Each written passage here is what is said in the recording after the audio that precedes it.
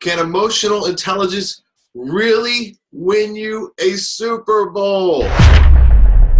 Unbelievable. I just checked. It's February 20th, and the Philadelphia Eagles are still Super Bowl champs. I pretty much wanted to shed a tear. It was the second best moment of my life after having this little guy come. So if I look a little tired, you know why. But let's talk about it. I'm going to get a little braggadocious with this one today about emotional intelligence because it is year 3 that I've talked about the same exact issue.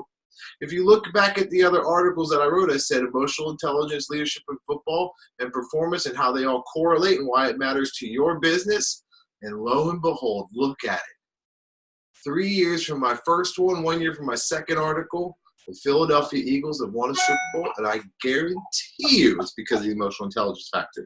Now, if we look, I'm going to share my screen here. Let's see it on the desktop. And, yes, look at this. So this is January 11th, 2016, and I encourage you to go on and check out. I'll put the link to the other articles below because I don't want to be redundant.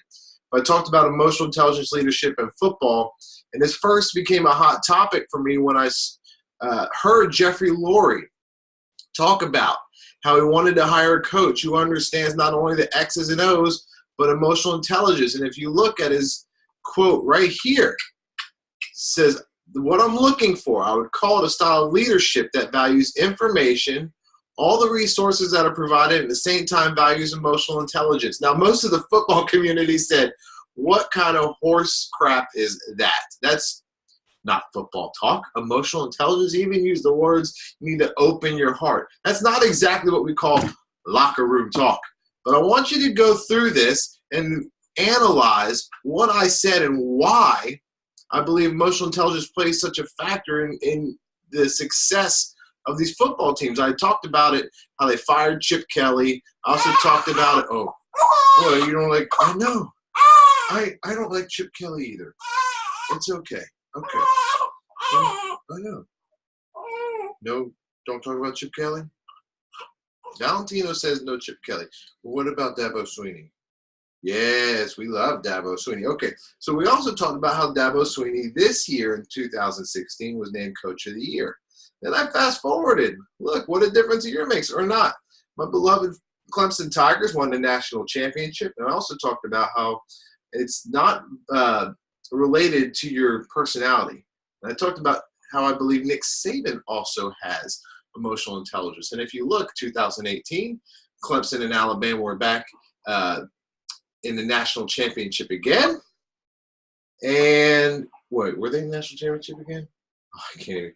This kid's got my brain scrambled. Either way, Alabama and Clemson played each other. Still made the top. Alabama won. So you fast forward to year 3. Now my beloved Philadelphia Eagles are Super Bowl champs. And I truly, truly believe that the reason for that is his ability to connect with his players. And some of the key things we measure in emotional intelligence is self-awareness, self-regulation, and empathy. Those are the 3 real big factors I look at. How well you manage the relationships or the emotions of other people and within yourself.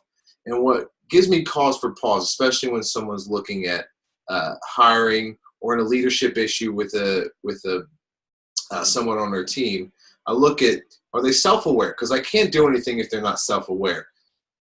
2, what's their empathy level? How strong are they in the category of being able to understand others? Now, y'all know my world is sales. So the ability to understand others is integral to be a trusted provider and resource for their prospects or customers. And that skill set and that ability to do that is strong.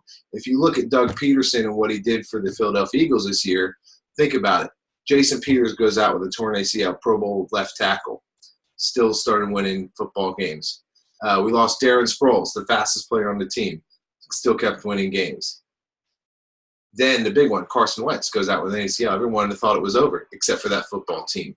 The ability to squeeze the amount of productivity out of that team is unbelievable. And I guarantee you it all stems back from when Jeffrey Lurie said he was going to hire someone with high emotional intelligence. Okay.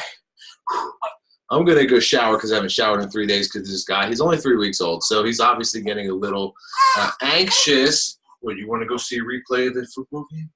We'll see a replay of the Super Bowl. And we're going to go watch a replay of the Super Bowl. Peace. I'll put the link to the other 2 articles. It's got about 6 or 7 key measures of emotional intelligence in there, and you can relate them back to what you need to do to have a high emotionally intelligent team or be emotionally intelligent within yourself. Till next time, folks, happy selling.